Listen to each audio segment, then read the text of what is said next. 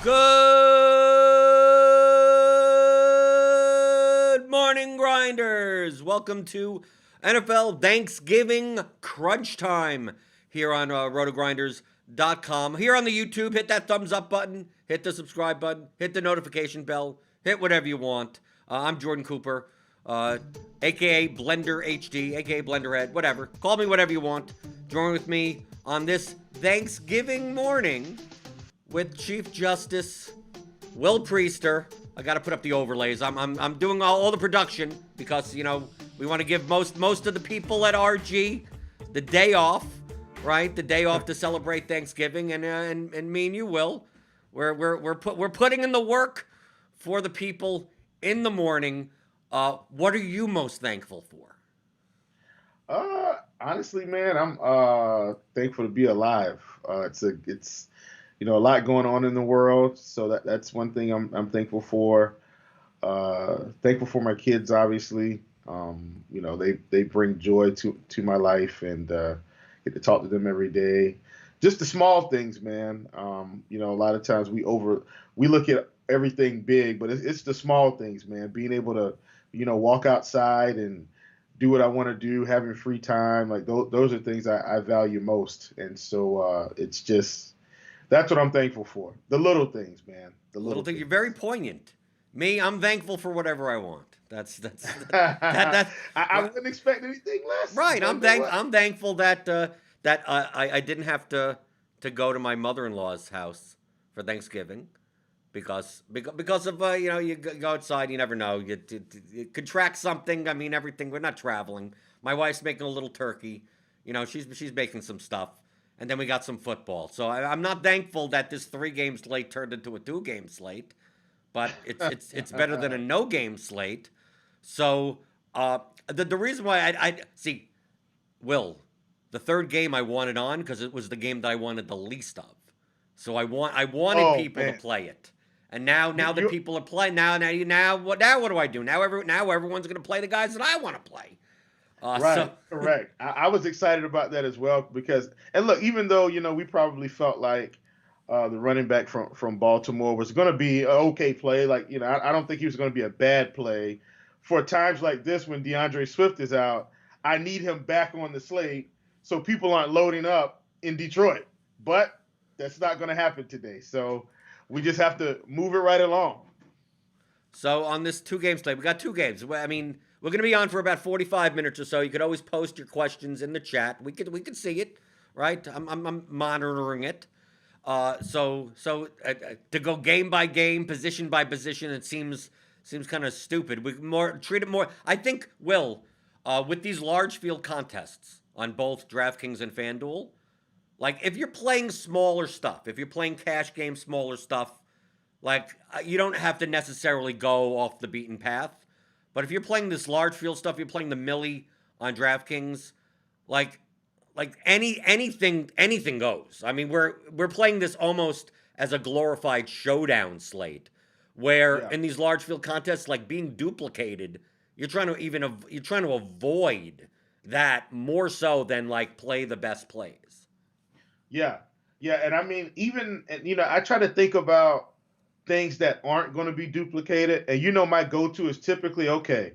How much salary can I leave that everybody's going to be extremely uncomfortable? So that's one of the things I think of.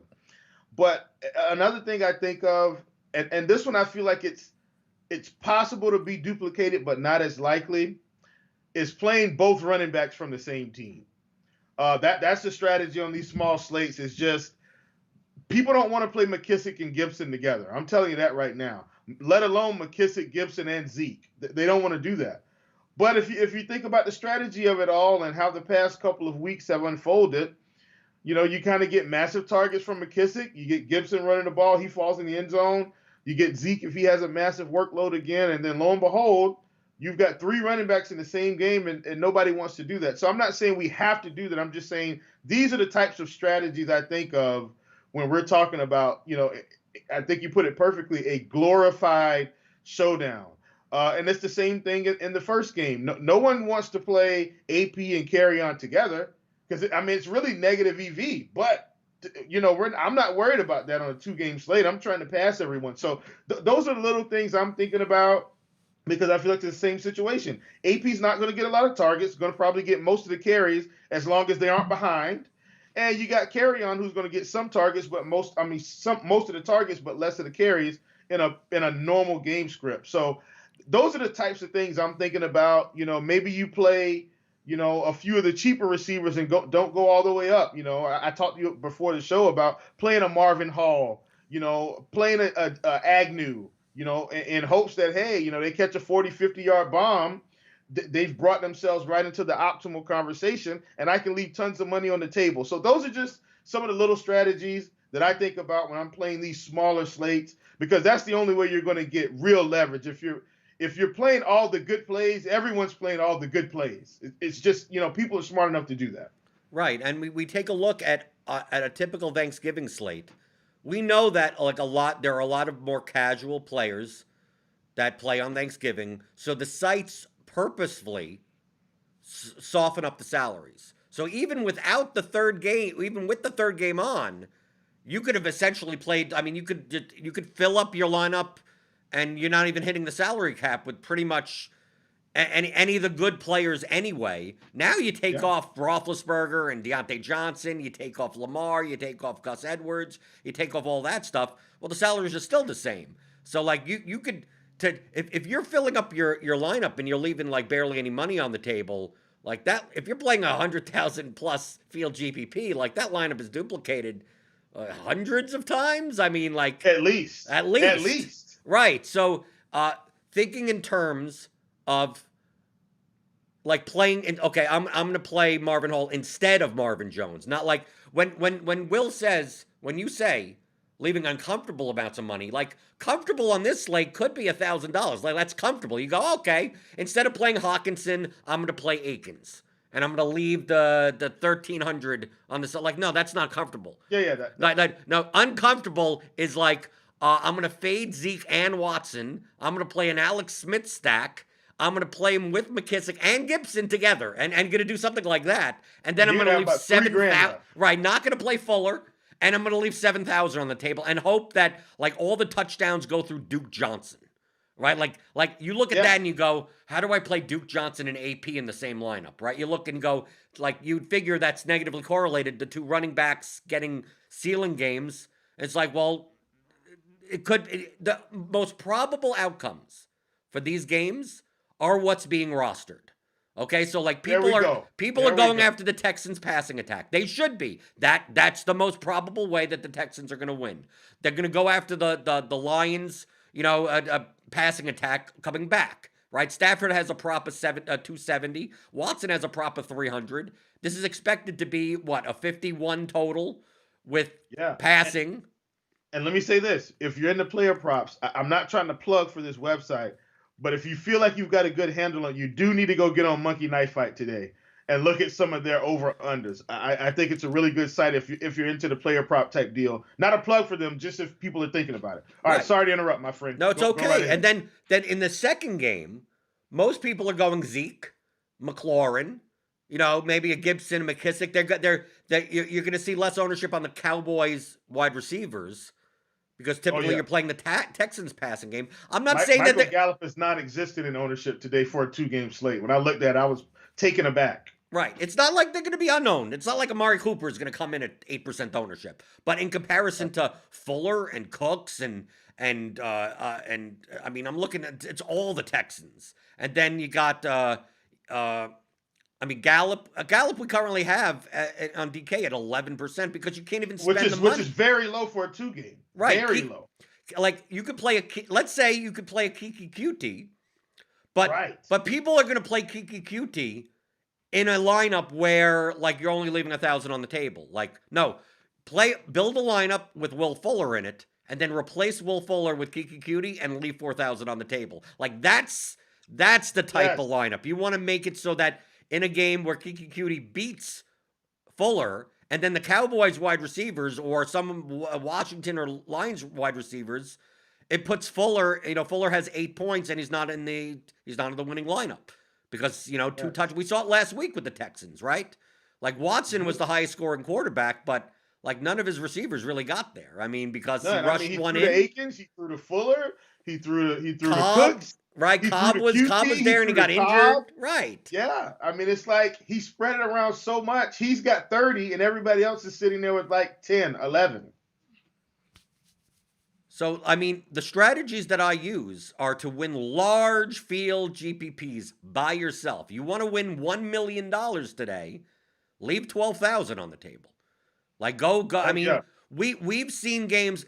This could be if you could find the touchdowns. If this is a low scoring slate, let's say the Texans and the Lions game ends up only being 17-10. Maybe the Cowboys game in Washington, maybe that's only 17-10. So we're only talking about what, 6 total touchdowns on the entire slate? Well, roughly.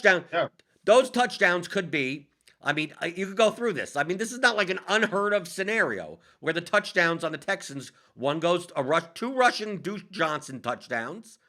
Then you have the Lions, you have Jamal Agnew is the only one of their touchdowns. I'm You go telling you. Dallas, you have Amari Cooper gets both of their touchdowns. And on Washington, it's Jeremy Sprinkle, the second tight end.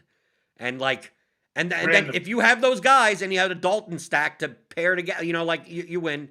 Like it's the less probable outcome. Yes, I understand that, but you have to play less probable outcomes that to give you a $1 million payout. If you're playing small field stuff, do you have to get that nutso?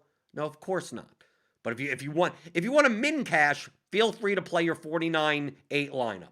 Feel free to play the 49-8 lineup with Brandon Cooks, the Watson stack, Cooks, Fuller, right? You want to do that with Hawkinson, and you're gonna play Zeke, and you're gonna play McLaurin. Like if you play that lineup, like congratulations, 1.5x to you. That's the easiest path to that. But it's not the easy. Yeah. It's almost ridiculously able to get a first place in a large field GPP. Right. And then let's talk about this too, because here's what I don't think people are going to do today. And it's simple. It's really simple tournament strategy. It's just not what people are going to do. You talked about the fact that with Watson, we're going to see more Watson with 2 pass catchers, preferably Cooks and Fuller. And that's the optimal way to go. What I don't think you'll see is Watson with 2 Detroit pass catchers and maybe no Houston pass, because it doesn't make sense. But if you're playing Watson and he like you talked about, he has one of those games where he spreads it around, but maybe Stafford has a game where he spreads it around but not as much. What if you say, all right, we take Watson, we take Hawkinson, and we take Agnew, right? Just hypothetically. So you've got 2 pass catchers on the other side. And then we take maybe McKissick and Gibson, and then we take Cooper and Lamb. And then we don't have any of the running attack from Dallas, which that's what people are leaning on. We don't have any of the passing attack per se from the Redskins, but we have pretty much every rushing touchdown they're going to get, and possibly the guy that's going to have the highest market share and targets on the team, especially if they get behind. Like last week, they were in control of the game. This week, if they're behind or they've got to pass a little bit more, we've seen McKissick get in these double-digit target areas. Well, if you do something like that, you're still going to leave massive amounts on the table, and it's not as negative EV as you think, because you're getting Watson, who we feel like is the highest projected quarterback on the slate, but we're also getting the other side of the game more than his side. And that's a way to be different as well, and just kind of thinking through those scenarios. What if Zeke doesn't get in the end zone last week? He still goes for over 100 yards, but he goes from 20-something fantasy points to like 13 fantasy points or 14. He's a lot lower than what he would have been catching that 1 touchdown. So those are just some things to think about. If you feel uncomfortable getting really crazy, like me and Blender are probably going to do in some of our lineups, then you can still do it logically and still be very contrarian. You're right. You're just not getting the same upside as a normal slate. But the strategy is exactly the same. Right, but I think in smaller fields, if you're playing the Spy, if you're playing something, under 10,000 entries, I still think that you can make Watson lineups that are plus EV if you don't double stack with him. Because I think we take a look at this ownership here, and we have Fuller, this is on DraftKings, Fuller at Yeah, yeah. 71% projected ownership. We have Cooks at 64% projected ownership. We have Watson at 58% projected ownership. So, like, if you play all three together, like, welcome to Chalk City. Welcome to, like, you rather have a lineup where one of these guys busts. So if you're gonna play Watson, this could be for large field also. It's just a little bit harder for large field.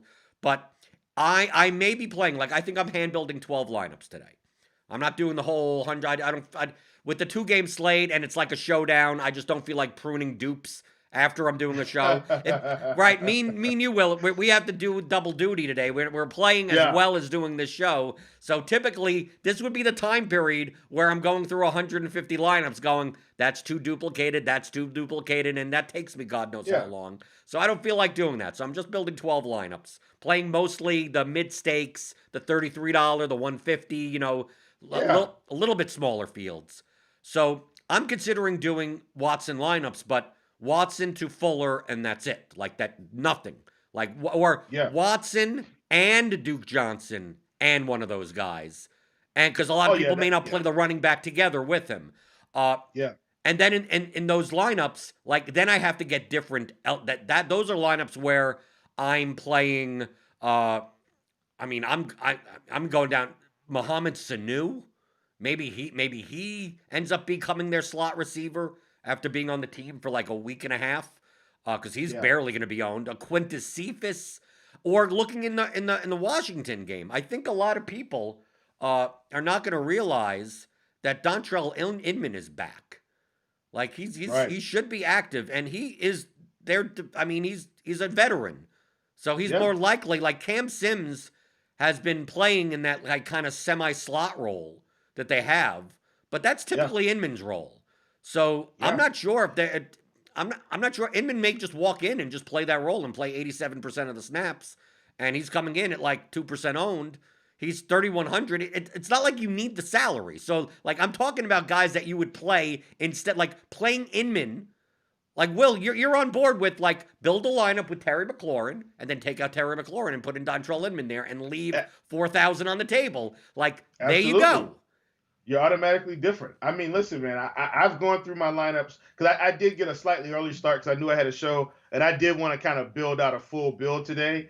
And I mean, listen, I've got lineups right now, man, that, I've got, Agnew and Marvin Hall in there. And nobody's doing that. Well, people, Nobody's there's playing Agnew. not nobody. There may be a couple of Well, people. but I mean, the likelihood of me being duped with the way I'm building, very, very unlikely. And I did want to talk about this too, because for some people, and I get the thought process. They're saying, well, I don't feel comfortable not playing Watson because he has the highest upside on the slate, right? Okay, then look, Chief has a very special recipe that he uses for these situations. I just lock him in. So if the field's going to be at 50 and you feel that strongly about it, you need to be hitting the lock button. Just go over the field. That way, every lineup you have, you've given yourself the opportunity to not be duped when you get really, really crazy on the backside. So that's the other side of the strategy. If you're like, no way I'm fading Watson. Okay, if that's the case, you need to hit the lock button. Don't try to get cute and throw in 20% Stafford and tip. You're wasting your time. You see what I'm saying? If you feel that strongly about it, just hit the lock button. Just And play. that way, Just try to make as many non-unique lineups with Watson. It's harder. The case that I'm making is that it's much harder to do that. I'm more likely. Yeah. Like, Will, me and you are similar players, but we go in the opposite spectrum. Watson projects to be, I mean, he projects to hit his ceiling twice as often as any other quarterback on this slate. But Yeah. there's a percentage of time, there may be 20% of the time Watson's not the highest quarterback on the slate.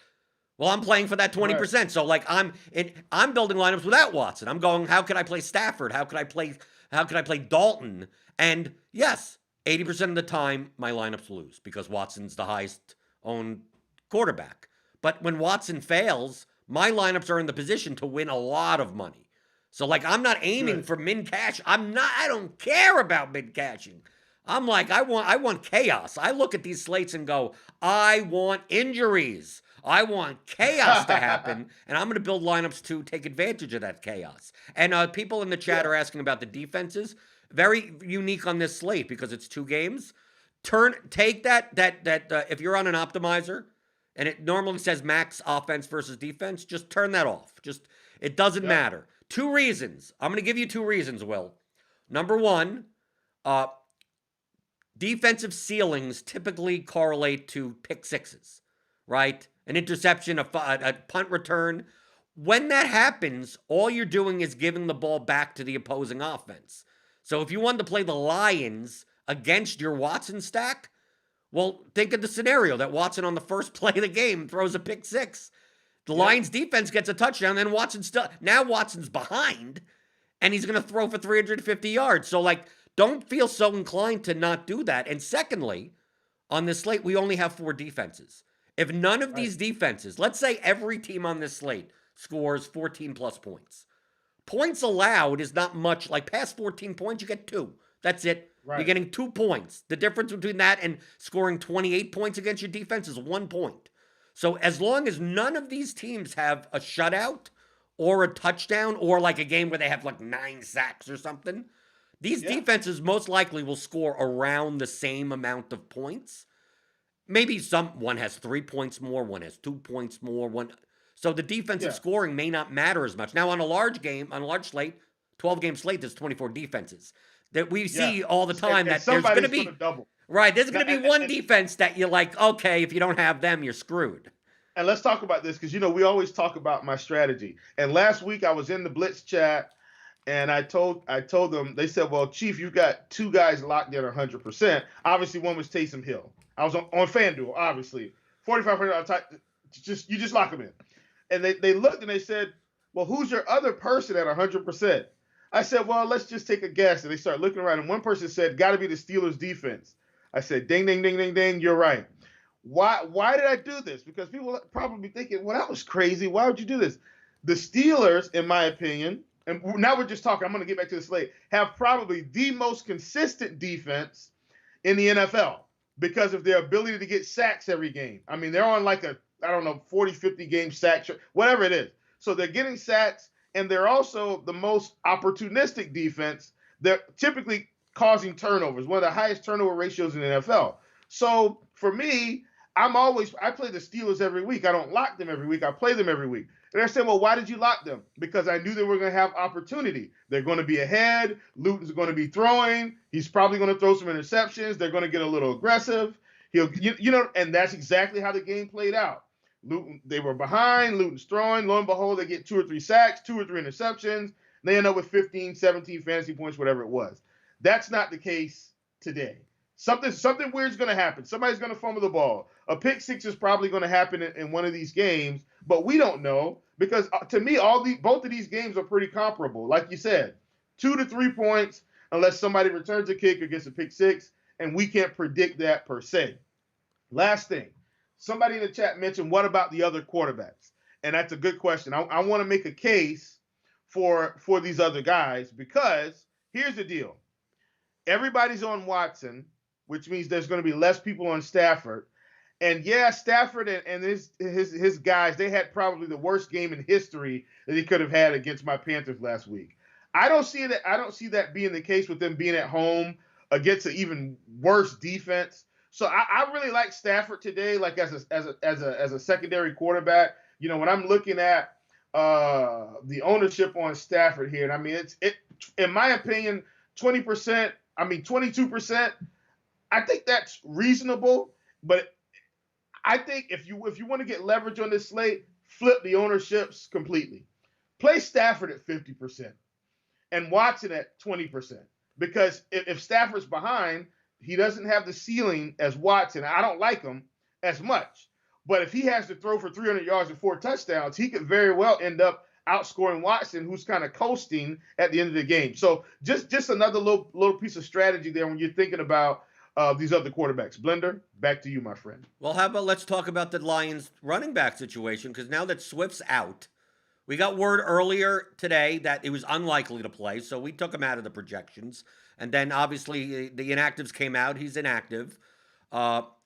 Last slate I played Duke Johnson and AP in the same lineup. It feels like it's Groundhog's Day. That like like like If didn't you I haven't just do seen that this and movie just about got Bill out Murray, alive? people, you gotta watch it. One of the Right? best movies ever. Is I mean we've seen. I mean I'm not. This is not this. Don't go by this. And every year that I've played NFL DFS on Thanksgiving, we've gotten trolled by a Lions running back. Right? I mean, we have. We I don't mean, have Theo Riddick this year, which no, LeGarrette so disappointing. Blount. Do you remember LeGarrette Blount? He had Yes, 88. yeah. We've gotten trolled by a running back. Like what? How am I not? How am I not? How am I not locking in Adrian Peterson? I mean, because like that, because more people But will play. More people will play Kerryon Johnson because he has. I'm playing AP anyway. I was playing AP last week. No way I don't play him this week. I mean, well, I'm going right back to the well. Look, I said it last week. AP has a possibility of over 102 touchdowns, and it didn't happen last week. But listen, this is a real possibility, people. Beginning of the season, he had 97 yards, didn't have any touchdowns, had a few targets. It's definitely in the cards that AP can score 2 touchdowns on the ground. Especially against this Texas rush defense. Yes, they're terrible. I mean, we've seen pretty much running back after running back after running back destroy this team. I mean, just go back. Even if you want to look at game logs, and I don't just exclusively look at game logs, but even if you just go and look at game logs, I mean, they're getting destroyed. You would have to think, like, if you're building lineups. Now, obviously, in large field, you could probably go against correlation, so it doesn't even matter. Mm-hmm. You would have to think that AP and Kerryon are like the two yin-yang of the types of game scripts. If the Lions are ahead, Peterson would be the guy. If the Lions are behind significantly enough, Kerryon would be the guy. So wouldn't it make sense that in a Watson lineup, if you want a Watson ceiling, you'd rather Watson be playing from behind. So you play AP in that lineup. And if you're going to play a non-Watson lineup, you're more likely to play Kerryon because you're just saying that the Texans win, but Watson's not the highest scoring quarterback at just a low scoring game, and you win some other way. So like I'm much more inclined. Like I haven't built my lineups yet. This is what I may do. I said this on my stream last night, that we have optionality here. We have the first game is going to be much more owned than the second game. The second game, Zeke is going to be owned and McLaurin is going to be owned, right? And then you have a whole bunch of other people. And like that, I'm talking about like major ownership. Yeah, Gibson will be owned and McKissick will be. I mean, everyone's owned. But most of the ownership is going to be on the Texans-Lions game. Maybe I build my 12 lineups and I just play 2 players from the first game in every lineup. But I'm making 12 lineups, not the same player. I have AP in one lineup, but I have Kerryon in another lineup. And I have Duke Johnson and AP together. And then I have Cooks in one lineup, but I have Fuller in another lineup. And then I have Akins in another lineup. And like basically what I'm trying to do is find the guy that has the flame emoji, right, over them, and avoid the snowflake. And then once I have the one with the if I have a one-off Agnew or Sanu in my lineup that happened, if Sanu puts up a 5 for 60 in a touchdown game and he has 18 points for his salary at his ownership, like that, he's a good shot of being in the GPP winning lineup. Then I look at that lineup and go, okay, how do I get Zeke and McLaurin in there? Like now, especially since you're leaving money on the table, I could play anyone I want at that point. And I'm like, how do I jam in as much ownership and much common sense as possible? It doesn't mean you have to play 2 in each lineup. You can play 3. I mean, just because there are going to be a lot of lineups that have, like, out of your 9 slots, 7 from the first game. So, yes, if the game goes nuclear, 70 points, yeah, that wins. You're right. So nothing I do is going to matter, right? I know I could close my laptop, go to Thanksgiving dinner, eat my little turkey with my wife, and it's perfectly fine. But in the case where only 2 or 3 players from the first game are needed or necessary, I want to have one of my 12 lineups. I want to be that lineup. So I'm giving myself as many chances for that to happen. I mean, that's my style of play if you're going to fade the first game. If these games were flipped, It would be different. I'd be stacking the first game and going, I hope that's the game that goes off, and then I could catch the one-offs from the other game. But this is a perfect scenario that if you're gonna late swap, don't eat your turkey early and get tired, right? Because the Yeah, don't tryptophan, go you're to gonna sleep. pass out on the couch before 4:30. You need the late swap. Like if you want to take advantage of late swap, I think it's a perfect opportunity if you're planning on going light on the first game and then just seeing what happens. If Watson puts up a 40-point game and you play all Dalton lineups, well, I mean, now you're making those lineups to min cash. Like you ain't gonna win, but it's like now at least you know, like, okay, well, I need to fade Zeke in order to get up to the cash line. You know you have the information. So just like in my Yeah, course talking about game theory, like you may say, okay, what should my lineup be now? It's like, no, think about what should your lineup look like at 4 o'clock, and then build your lineups accordingly. Going, well, if this lineup doesn't do well and I have Zeke and McLaurin in it, well, you're gonna have to switch. Like you're gonna right. have to play Pollard, and you're gonna have to play Gibson, and then Yeah. Gallup, and leave 7,000 on the table because there's no way that lineup gets to the cash line. So I think Or, there's or a McK- lot of late yeah. swap possibility here on both sites that, especially with so many casual players playing today, you know, many people don't late swap to begin with. So like give yourself that advantage if you want it. Yeah, I mean, I think that's a perfect explanation. The other thing too, Blender, that I will bring up, and I know we kind of just talked, and this is general strategy. Here's what I will say: if the Washington Dallas game was first, it would actually have more ownership than it has now. Everybody wants instant gratification. They want to see themselves at the top, and so I've heard players say this a lot. Well, you got to go ahead and get out to an early lead because if not, then people are gonna pass you. Well, if you don't get the points in the first game, I'm gonna pass you anyway. People say So that, Will. But most yeah, people, no, most people talk. They either say that or they want the late hammer, right? Everyone wants the late yeah, yeah. hammer. But well, they say that, but I'm telling you, look at it in every sport: baseball, basketball, football. You see people just stacking the early game because the instant gratification is like, I want to see my points now, I want to see my money now, I want to see my earnings now. And I'm not saying if it's the right game, don't do it. I'm saying if the Cowboys game was first, I guarantee you Amari Cooper and CeeDee Lamb would probably have 5 to 10% in ownership, guaranteed, because it's the first game and people want to see those points. So as a result, we're getting really good players this week. And here's what I'm saying. I'm going to bring up these ownerships because I think it's really important. And this is something I really look at, especially on smaller slates. Now, Is this DraftKings or FanDuel? DraftKings. Okay. Look, Terry McLaurin is 53%, okay? He's really high owned. Don't get me wrong. CeeDee Lamb is 25%, okay? Marvin Jones is 40%. CeeDee Lamb is 5,400. Marvin Jones is 5,500. Yes, Marvin Jones does have a slight uptick in terms of projection for about 1.2 points, okay? Or 1.8 points, whatever it is. There's a 15% gap between Marvin Jones and CeeDee Lamb, but their expected outcomes are within less than 2 points of each other. What is the difference? Yes, one has a quarterback that they're going to be in this game. It should be explosive. But we've seen CeeDee Lamb outscore Marvin Jones plenty of times on every slate this season. I mean, just pull up the game log. CeeDee Lamb, 16, 16, 8.1, 13, 20, 25, 17, 11, 10. If I pull up Marvin Jones, yes, there's a different situation. I already know that Galladay isn't there. I'm not overlooking that. What I'm saying is Marvin Jones, 9, 12, 8, 1, 2, 13, 18, 11, 23, 9. Their expected outcomes are pretty similar, yet we're playing Marvin Jones at 40% and CeeDee Lamb at 25%. Makes no sense to me at all. Might as well play more CeeDee than Marvin and get the leverage on the field. Same thing with Marvin Hall. The difference between Marvin Hall and Kiki QT and all these other guys. You talked about Emmett, which I really like today at 3,100.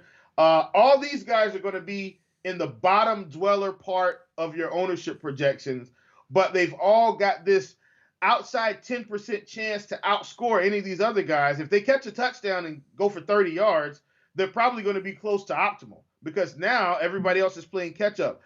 Terry McLaurin, I love him. I think he's the best receiver on Washington, right? He's got the stability of the targets and the catches, but he's not guaranteed to catch a touchdown. Nobody is. So I think just by taking some of this ownership, rolling it into some of these secondary guys, and just looking at the differences, we've got Amari Cooper at 5,300, Brandon Cooks at 6,400. Not saying it's not warranted, but listen, you talked about injuries. Brandon Cooks has had a concussion almost every year. I am not wishing that Brandon Cooks gets a concussion at all. What I'm saying is he's had a pretty lengthy history of these types of things. So, we can get leverage in these situations as we kind of look at the ownership. So anyway, that's that. That's just kind of my ownership touch on these 2-game slates. I don't worry about ownership as much on the large field slates because I'm typically pretty different anyway. But in a 2-game slate, look at the ownerships, look at the projections, and try to get a little bit of leverage. Like, for instance, Jordan Akins 2,900 is at 14%. We got Dalton Schultz at 30%. And you look at their projections, and they're almost identical. So why don't I just play more Jordan Akins than Dalton Schultz? Those are some of the things we're looking at when we're looking at really small slates. Back to you, Blender. Right. And normally in a large slates, I would never say that. Like typically, double tight end type of lineups are lower probability. But in a slate with 2 games, I mean, do people want to play 2 tight ends on this slate? I mean, like tight end sucks typically. So if you want to play Hawkinson and Akins together, like that'll make your lineup a little bit more unique. But hey, instead of playing Akins, why not you play Darren Fells? I mean, Fells is actually in on the goal line more often. We may see a game because Cobb and Stills are out where instead of Kiki QT, they play double tight end sets, right? So now Fells is on now. Now Fells is out there 80+% of the time. That could happen. You take a look at the Lions, and you go, well, everyone's going to be on Hawkinson. Who says that Jesse James doesn't catch a touchdown? Like, in order to win the tight end position on this slate, the top scoring tight end may only have 8 points, right? The top scoring tight end may have 1 for 20 with the one pass touchdown could be the highest scoring tight end on the slate. Now Hawkinson obviously projects the highest. Yes, I get it. We get it. But I mean, there are scenarios where Hawkinson gets 7 targets but only catches 3 of them, and it's 3 for 40, and that's it. And he doesn't score anything. And then you see one of these weird tight ends. You see, the Farrell Browns, the third tight end, or Jeremy Sprinkle. I mean, there's always one guy in the chat that every stream I'm on mentions Jeremy Sprinkle. I always poo-poo it. I always say, get out of here. You're not playing the second tight end for Washington. But this is the slate. This is the Sprinkle slate. They typically don't play double tight end that much, so, buyer beware. But this guy's been trolling me for like a year on Jeremy Sprinkle. Like, Will, I'm going to play 12 lineups. I'm making a mental note that one of them has to have Jeremy Sprinkle in it. I mean, it's the second game, so I'll have a choice on whether or not I want to even keep it like that. But just in the back of my mind, just for if there was a movie written about me and the guy in chat, like this would be like the climax scene of like in Uncut Gems, like that last scene where it's like this is going to be the game where Jeremy Sprinkle goes off, and then eventually I get shot at the end. Spoiler alert. He gets shot anyway, but whatever. So that's going to be me. So like, if Jeremy Sprinkle scores, I didn't call it. I think D Johnson or whoever, NYJ, it's not one of those guys. I never know who. It's several people say stuff about Jeremy Sprinkle, but I think the Washington wide receivers are going to be the lowest owned outside of McLaurin. Like I think when from an ownership perspective, we get the Texans, so those types of stacks. Oh, yeah. Then we get the Lions, those types of stacks. Then you get the Cowboys, those types of stacks. And then you get McLaurin. But like the Simses and the Inmans, and I mean, because QT will still get owned because he'll be in Watson stacks. Marvin Hall will be owned just because of run backs in Texan stacks. The Cowboys will be owned because, that Lamb, Cooper, Gallup, that Schultz. People will play them even as one-offs, but you don't say like, how often are we going to see, Alex Smith? you play an Alex Smith stack, but you don't play him with McLaurin. You play him with McKissick and Cam Sims or so. I mean, like, I'm not. Is it something that I'm doing? No, but I mean, it's something that not many people are doing. But this is the way that Right. you have to think in order to try to win these large field GPPs. Yeah, man. I mean, I'm with you. I think, you don't have to be. So, for instance, and let's clear this up because I don't want people to misunderstand what we're saying. When we're talking about the crazy stuff, right? Like getting away from normal tournament or let's say group think. I don't want to say normal tournament thinking, group think. We're specifically talking about large field, 100,000 entries, 200,000, the millie maker. Like these are the types of contests we're thinking about.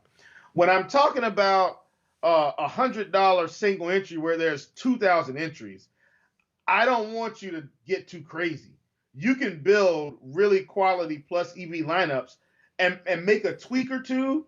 I even think in those, maybe you can go double stack with Watson, but you're going to have to take a Marvin Hall to get really different and hope he outperforms Marvin Jones. Like those are the types of things you can do. And then I would still, even in that, I'd still probably take a Gibson McKissick lineup there, right? And just fade both Lions running backs, fade Duke Johnson. And guess what? I'm still incredibly different, but I still have a really pretty good expected outcome because we know McKissick is going to get a pretty good target share. We know Gibson is going to get most of the rushing attempts, and I can still build an extremely quality lineup and beat the field and probably take it down solo. So I don't want guys to misconstrue what we're talking about when I'm saying play CeeDee Lamb and maybe fade Marvin Jones. I'm talking about large field stuff. Now, even in a single entry, me personally, I probably would fade Marvin Jones and play CeeDee Lamb. Like that's something I'd be willing to do. But I'm specifically talking about large field when I'm looking at expected outcomes and I'm saying, okay, this guy has an expected outcome of 14. This guy has expected outcome of 13 and a half. Yet this guy has 20% more ownership. That doesn't make sense to me. So while in theory, because somebody brought it up in the chat, they said, well, it does make sense. Galladay's out. Yes, I'm saying from a tournament theory, large field perspective, a gap in 15% of ownership for a 1.2% projection difference, that makes no sense. Hopefully everybody Right. And the stuff that that. I'm talking about is like I'm looking down at guys that are projected horribly. Like like the guys that are projected, like Quintus Cephas is projected. We currently have his median as 3.6, but Yes. so something happens in the game. So a defender slips, and he's the one open 50 yards down the field, and he gets a 70-yard touchdown. He's optimal. Right, He's going to be in the winning lineup. Right, it's something that you can't predict. But I have to try to beat 400,000 people. So, like, you're going to have to take shots at things that don't make any. Truthfully, they don't make any sense. They're like, if we played this out 100,000 times, this doesn't happen that often. But like, I'm aiming for $1 million. Like, I need to take a shot on some of those chances. Then build lineups that's like, oh yeah, why do you have to play the second tight end when we already have when Jordan Akins is going to be 12% owned? It's like, well, there's a chance this slate that the highest scoring tight end is some third tight end that they did play action on the goal line twice, and Farrell Brown has 2 touchdowns. There is an outcome where that happens, and he's going to be nothing owned. I'm not saying that I'm playing him. I'm just saying I'm looking down at that level of are there anyone down there that I could replace from like that's why I said Jesse James instead of TJ Hawkinson. Yes, you're right. Jesse James is mostly a blocker and he doesn't run as many routes. Yeah, I get it. But I mean, if he's open in the end zone twice, like he becomes the most highest scoring tight end, and everyone's sitting there with Hawkinson. All that ownership is like bye-bye. And then they're chasing. Right, and they're chasing you, right? Jesse James is sitting there. Jesse James is projected owned 1.4%. And if he's the highest scoring tight end, like I said, it's not like he puts up 25 points. The high scoring tight end could have 12 points. So like if he's the one with 12. Thing too, Blender, that you're mentioning, because now we're getting into like really good stuff here, right? And we got two. Well, we're actually out of time, but I'll follow up with what you said. If you're playing Jesse James, guess what? You can actually probably afford to play Watson, Cooks, and Fuller. Right. Because they're not going to have Jesse James. Jesse James is going to be 0.5% owned. and that's the one player, he gets 12 and everybody else stays on pace, you're going to be looking up before that Dallas game going, I have a chance to win this thing. What do I need to do now? Do I stay the course? Do I make a swap? Like those types of decisions, that's how you win a tournament still playing fairly conservatively. You play Jesse James or a Darren Fells. Okay, Blender, I guarantee you won't see much of this. Watson, Fuller, Cooks, Fells. You probably won't hardly see any of it. But if Fuller goes for over 100 and Cooks goes for over 100, they're both going to be around 15 to 20 points, right? Around 15 or 20. And they could still not catch touchdowns and be optimal. And Darren Fells could catch 2. And you've got 3 pass catchers with Watson. And all of a sudden, same scenario, you're looking up at after that first game going, I've got a chance to get there. And now you can make better decisions on the back end. So I love that strategy as well, man. The cheap tight end, and they do it to us every week. Some cheap tight end gets 2 touchdowns. You're like, well, there goes that. Right, but this is the concept that I always talk about looking in terms of lineups and not players. Like if you're gonna go, like you said, if you're gonna play some 1% owned dart throw, like you typically have enough leverage that you could feel free to play the Watson stack. But what people do is they go, I don't want to play any of those 1% dart throws, but I still want to play a Watson stack. And I'm going, I don't know how you're going to get different enough to win first place out of 100,000 entries. The easier path is to fade the high-owned stack and hope that it fails. Like you're just banking on it failing, and then if it fails, and failing doesn't mean that like they score no points. It just means that they don't put up ceilings, and then you don't need. If I play Dalton over Watson, and let's say Watson puts up 21 points, at that point anybody can win. Anyone could win, right? So even if Dalton puts up 19, I could still win with the Cowboy stack. Like now, if Watson puts up 34, I'm dead. Yeah. If Watson let's say Watson puts up has a horrible game and puts up 9, like now I'm in position. Now all those lineups are dead. Like oh god, like now. I don't have to score that many points. Dalton could put up 16 and I could win as long as Watson fails. Now, if you're building those types of lineups, you're building them for the chalk to fail. When you're playing dart throws, these 1%, I'm going to play Farrell Brown in a double tight end lineup. It's nuts. But you don't have to go nuts and then also fade Watson and then also do because that is nuts. Right, that is nuts. Right, you're already nuts to begin with. So feel free to play more chalky lineups. So when people ask me like, are you going to play this guy over that guy, or like no, I'm playing lineups. Like I may play, like I said before, out of my 12 lineups, maybe I play 2 Watson lineups. But I need to be able to build them. Can I build 2 Watson lineups with one of those dart throw nutso plays that I feel like I have a shot at first place? Now, I may find after the show that I can't. And I go, no, I'm just going to play for the Watson fail scenario and play all my 12 lineups like that. Maybe I make that Watson lineup with the nutso dart throw, and I go, I like this lineup. Maybe I play more. Maybe I decide to do what you do. I'm going to lock button Watson, and then I'm going to play nutso in all my 12. Some nutso. There you go. Right? I may decide to do that. So to me, it's not about. That's what I mean by when I say I don't predict outcomes. Like I'm just building lineups for an outcome that gives me a shot at first place. You do the same thing. So like you say the word like, and I try to avoid the word like because like I'm not trying to predict outcomes. But the strategy, me and you, Will, we're not doing anything different. Right. We're cut from the same cloth. It's identical. Yeah, it's identical. And just so the people know, because I always tell them what I'm doing. You know I'm hitting the lock button on Watson today, but I'm going to be so different in other spots in most of these lineups. I'm going to have those 2%, 3% guys that nobody's playing. Nobody wants to play Quintez Cephas, and I'll have them. They don't want to play Agnew, and I'll have them. They don't want to play Sims. They don't want to play these other guys, and I'll have them. They don't want to play the Detroit defense. I'll have it. Now, my highest owned defense is actually I think it's going to be the Cowboys today, but it's not anything crazy. But I'm going to have plenty of these off the board plays that nobody wants to play. Just Oh, respond. Sean Chambers, let me ask you. He said, "Do you like CJ Prosise for Houston?" I don't, Sean. But if you're multi-entering, what if CJ comes in? He rushes for 20 yards, catches a pass for 15, and then vultures at the goal line. He's got 10, 12 points. He could be optimal. I think if you're looking at a guy like CJ, I'm not expecting him to be in the game a lot, but hey, get you some light exposure. And if he gets 12 points, you're ahead of the field. Nobody's going to have him. Donnie Watson has a very good point. If you're using Lineup HQ, which is a premium product of ours at RotoGrinders, rotogrinders.com/premium, $39.99 a month, you get $5 off Core 4 membership if you click the link in the description for your first month.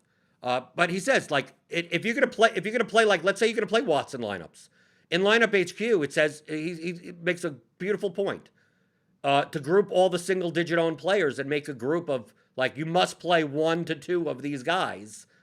Like, you could absolutely do that. It's once in a while because I could build those types of lineups myself. I don't need the help. Like, I'm gonna constrain things in a way where I'm automatically gonna get like that. But there are plenty of times where I try to do that and I'm still not getting lineups that have enough leverage. Like, that's a blunt tool of just like, who are all the guys that are single digit on this slate that I feel comfortable playing? Throw them into a group and just set min 1. So it forces Lineup HQ to give me 50 lineups that look with min 1, and I'll look through them. And I go, okay, now we're talking. Now we got some dart throws in here. No, that's definitely viable if you want to do that. And last thing too, because we're on Lineup HQ now. Now we're getting to the other side. Man, Blender, we're putting in overtime today. Listen, folks, you're getting extra coverage today, brought to you by Blenderhead and his master course, and Chief, and just my insight. No master course at all. If you're on Lineup HQ, today is the day to really utilize your flex slider. Oftentimes in the flex slider, we don't want tight end in there. And I know you talked about it. I'm saying if you're building, get your 15%, 20% tight end in your flex, because guess what? What if Hawkinson has a ridiculous 2 touchdown catch game and Dalton Schultz has this exact same thing? Like, just what if that happens? Now Dalton Schultz and TJ Hawkinson, 2 of the highest owned tight ends, are both optimal because they've outscored half of the wide receivers and half the running backs. So I'm just saying, utilize that slider today. It could be very beneficial for you in the end. Right. This is not like a normal slate. If we were doing this show, Will, on Sunday, right? Typically the crunch time show is Roth and Christie and Tuttle. Like, it's a 12-game slate. Like, we wouldn't be talking about the Quintus Cephases. We wouldn't be talking about the Jesse James. Like, correct. Yeah, like, these are, like, you have so many more options in 12 games. You have 24 teams to choose from. Like, why are you playing a $2,500 Jesse James tight end when you have so many other tight ends that are project so much better? But it's a 2-game slate. These are the choices that we have. If you're playing cash games, if you're playing small field single entry, you could pretty much play the best plays like that. To go over that makes no sense. To say we didn't mention Zeke's name. He's the highest owned running back. He's the highest floor play. I mean, do we need to? Oh, is Zeke a good play today? Why do we have to talk about that? Like, there's no reason to. Like, obviously, for the Texans, the Texans, Terry McLaurin, Hawkinson, and the tight end. Like, it's a 2-game slate. It's obvious. You could look at your projections. You could see it right there. You could build the double up lineups are going to be like a 2v2 of like the 1v1. It's going to be all duplicated lineups. This is like. This is more of how to win a large field GPP, how to win, getting off the board and doing that. So just understand, like, we're not calling what's going to happen, but there are outcomes where 2 tight ends are in the optimal lineup. There are outcomes where three running backs and one of the running backs is CJ Prosise, right? Duke Johnson, they bench or something. Maybe he gets injured in the first drive, and now CJ Prosise is catching balls out in the backfield. He's sitting there at what? I mean, I don't even know what it is. His ownership has been less than 1%. And then you see someone took a dart and played a Watson lineup with Prosise in it and wins $1 million. I mean, like you have to think in those terms. That it's not about the Yes. plays and it's about the lineups that you build. Yes. Yes. So, Well, all right. so we did a little bit of overtime. Uh, Will, okay, to end it, what's on the dinner menu tonight for Thanksgiving?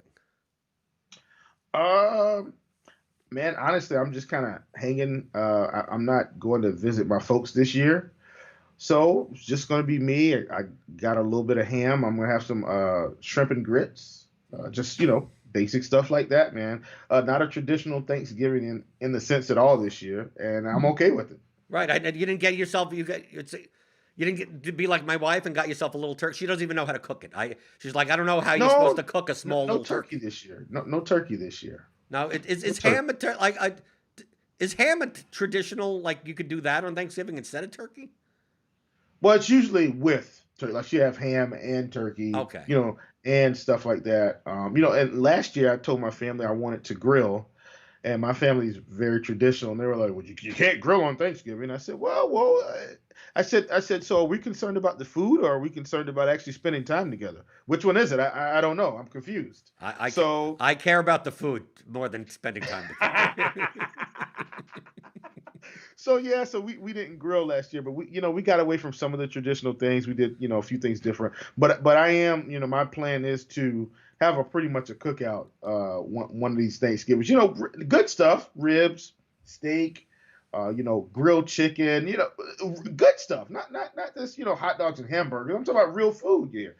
Grill your vegetables, stuff like that. That's something we're gonna pull off one of these years. Well, I'm gonna have my little turkey. What I normally do with my wife is just whatever you make, and put on a plate that I eat. So like I don't even know. I don't even know. She goes shopping and gets, I don't know. We're eating something tonight. Hopefully it's good. But hopefully you people in the chat hit the thumbs up button, hit the notification bell, hit the subscribe button, hit yourself in the head, hit whatever you want, hit the $1 million tonight. I mean, we don't even have the night game, so at 8 o'clock, you're just gonna be passed out. Someone's gonna win $1 million and probably not even realize it, right tonight. So, Yeah, man. so if I don't win and Will doesn't win, we hope one of you in chat wins. Absolutely. I'm Jordan Cooper, aka Blenderhead. This is Will Priester, Chief Justice, and that has been NFL Thanksgiving Crunch Time on RotoGrinders.com.